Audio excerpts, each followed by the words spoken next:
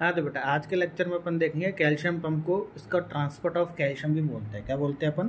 Transport of calcium. अब simple सी बात है, कैल्शियम का ट्रांसपोर्ट किससे होगा? कैल्शियम पंप से होगा। तो काफ़ी जगह आपको ये टॉपिक मिलता है कैल्शियम पंप के नाम से, वो ट्रांसपोर्ट ऑफ कैल्शियम ही होता है। ठीक है, तो अपन स्टार्ट करते हैं इसके बारे में। सबसे पहली बात तो ये कि पी टाइप का ट्रांसपोर्ट होता है। ठीक है, transport of calcium, calcium pump जो होता है वो पी टाइप का होता है।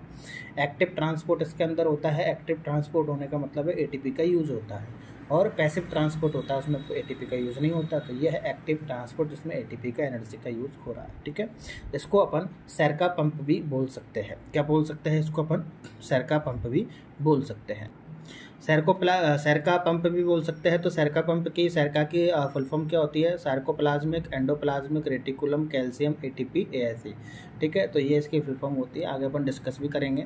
It will hydrolyse in presence of ATP. ठीक है, हाइड्रोलाइज होता है, हाइड्रोलाइसिस होता है इनका इन प्रेजेंस ऑफ एटीपी के प्रेजेंस में हाइड्रोलाइजेशन का होता है। और ये सार्कोप्लाज्मिक रेटिकुलम में इंपॉर्टेंट रोल को करते हैं, प्ले करते हैं। कौन? कैल्शियम पंप सार्कोप्लाज्मिक रेटिकुलम में एक मेजर कॉम्पोनेंट के क्या करते हैं? रोल प्ले करते हैं। जब हाइड्रोलाइसिस हो रहा होता है बेटा, तो जब एक एटीपी का हाइड्रोलाइसिस हो रहा होता है तो यहाँ पर दो कैल्शियम आयन जो होते हैं आउट होते हैं फ्रॉम द साइटोप्लाज्म और टू सार्कोप्लाज्मिक रेटिकुलम। ठीक है, यानी कि जब एक एटीपी का यूज़ होता है या एक एटीपी का हाइड्रोलाइसिस होता है यहाँ पर, तो दो कैल्शियम आयन जो होते हैं, कौन कितने कैल्शियम आयन? दो कैल्शियम आयन जो होते हैं वो साइटोप्लाज्म से निकलेंगे और साइटोप्लाज्म से निकल के कहाँ जाएंगे? सार्कोप्लाज्मिक रेटिकुलम में। सार्कोप्लाज्मिक रेटिकुलम क्या है? जहाँ पर कैल्शियम स्टोर रहती है, जहाँ पर कैल्शियम सुरक्षित रहती है। यह बोल सकते हैं कि स्टोर हाउस ऑफ कैल्शियम। तो एक एटीपी का यूज जब होगा तो दो कैल्शियम आयन कहाँ जाएंगे? साइटोप्लाज्म से सार्कोप्लाज्मिक रेटिकुलम में। बात समझ में आई? तो कैल्शियम पंप जो होता है वो आयन ट्रांसपोर्ट का ही पार्ट हुआ, एक तरीके से हुआ कि नहीं हुआ, जो कि एनिमल सेल्स की मेम्ब्रेन में पाया जाता है। यानी कि कैल्शियम पंप की अगर हम बात करें तो एनिमल सेल्स में कहाँ पाया जाएगा? मेम्ब्रेन में। एनिमल सेल्स की मेम्ब्रेन में पाया जाएगा। कहाँ? कौन? Calcium pump. और यही अगर आरबीसी की बात कर लूँ तो आरबीसी में कैल्शियम पंप कहाँ पाया जाता है? प्लाज्मा मेम्ब्रेन में पाया जाता है। वहीं मसल्स की अगर बात कर लूँ तो मसल्स में कैल्शियम पंप कहाँ पाया जाता है? सार्कोप्लाज्मिक रेटिकुलम में पाया जाता है। फिर से रिपीट कर देते हैं कि एनिमल्स में कैल्शियम पंप, एनिमल्स में कैल्शियम पंप जो होता है वो सेल मेम्ब्रेन में पाया जाता है। आरबीसीज में कैल्शियम पंप प्लाज्मा मेम्ब्रेन में पाया जाता है। मसल्स के अंदर कैल्शियम पंप सार्कोप्लाज्मिक रेटिकुलम में पाया जाता है। क्लियर है? अब जब मसल्स रिलैक्स होती है तो दो कैल्शियम आयन पंप आउट होते हैं सार्कोप्लाज्मिक रेटिकुलम से साइटोप्लाज्म में। यानी कि अपन बात कर रहे थे कि जब एटीपी का यूज होता है तो दो कैल्शियम आयन साइटोप्लाज्म से सार्कोप्लाज्मिक रेटिकुलम में जाते हैं।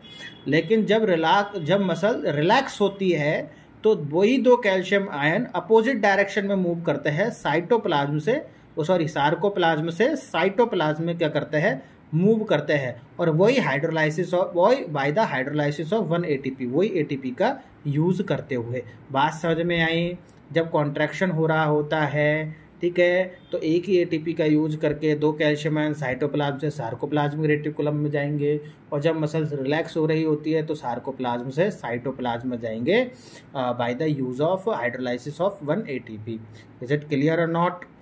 ठीक है, जैसा कि मैंने बताया कि जब मसल्स रिलैक्स होती है तो सार्कोप्लाज्मिक रेटिकुलम से साइटोप्लाज्म में जाते हैं। तो यानी कि अगर सार्कोप्लाज्म से साइटोप्लाज्म के अंदर जाएंगे तो कंसंट्रेशन साइटोप्लाज्म के अंदर बढ़ जाएगी, तो 10⁻⁻⁴ कंसंट्रेशन हो जाती है, और सार्कोप्लाज्मिक रेटिकुलम की 1 से 2 हो जाती है। ठीक है, और मैंने स्टार्टिंग में बताया था कि इस कैल्शियम पंप को या अपन ट्रांसपोर्ट ऑफ कैल्शियम को सैरका कॉम्प्लेक्स भी अपन बोल सकते हैं, और इसकी फुल फॉर्म मैंने यहाँ पर लिख दिया है, sarcoplasmic endoplasmic reticulum calcium ATPase pump. ठीक है, क्लियर नोट? अब इसका अपन देख लेते हैं कि ये पंप होता कैसा है एक्चुअल में। ठीक है, तो इस तरीके से अपन को ये पंप बनाना रहता है।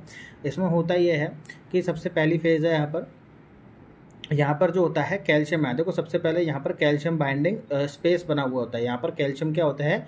बाइंड होता है। अब यहाँ पर दो कैल्शियम आएंगे with the help of ATP. मैंने यही बोला था, एक एटीपी का यूज करके दो कैल्शियम आएंगे। अब यहाँ से दो कैल्शियम क्या हो रहा है? जा रहे हैं। और यहाँ पर ATP क्या हो रही है, बाइंड हो रही है।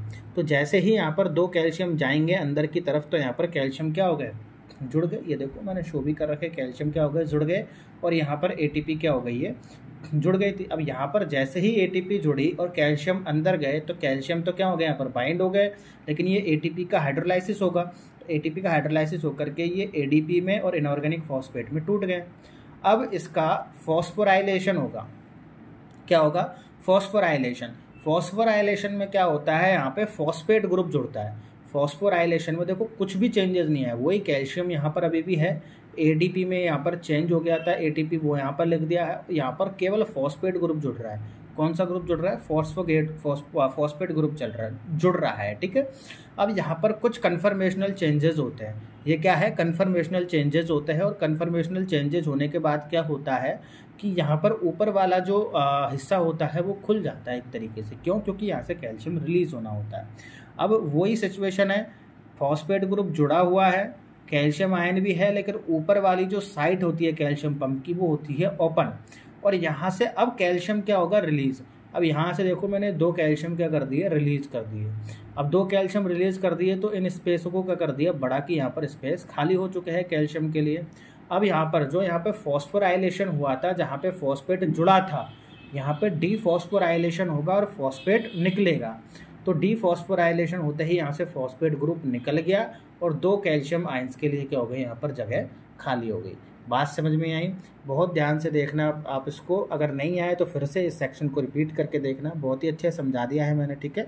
और आप कंफ्यूज मत होना, E1 और E2 कहाँ लिख रखे हैं। E1 मतलब मैंने फेज़ 1 लिख रखी है कि पहले सेक्शन में क्या हो रहा है, यहाँ से यहाँ तक ये हो रहा है। फिर कन्फर्मेशनल चेंजेस के बाद ये E2 वाला चालू हुआ, तो E2 में सारा का सारा ये हो रहा है, ठीक है।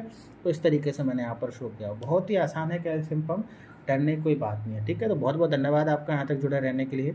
वीडियो को लाइक ज़रूर कर दो, चैनल को सब्सक्राइब कर दो, वीडियो को शेयर कर दो, ठीक है। तो बहुत बहुत धन्यवाद आपका यहाँ तक बने रहने के लिए। नोट्स के लिए आप हमारे टेलीग्राम चैनल को विजिट कर सकते हैं। अगर आपको कोई प्रॉब्लम आती है तो हमारे चैनल के अबाउट सेक्शन में जाकर के डायरेक्ट इंस्टाग्राम पर DM भी कर सकते हैं, वहाँ से टेलीग्राम चैनल को भी ज्वाइन कर सकते हैं। डायरेक्ट आपको लिंक प्रोवाइडेड है, ठीक है। तो बहुत बहुत धन्यवाद आपका, मिलता है अगले लेक्चर में।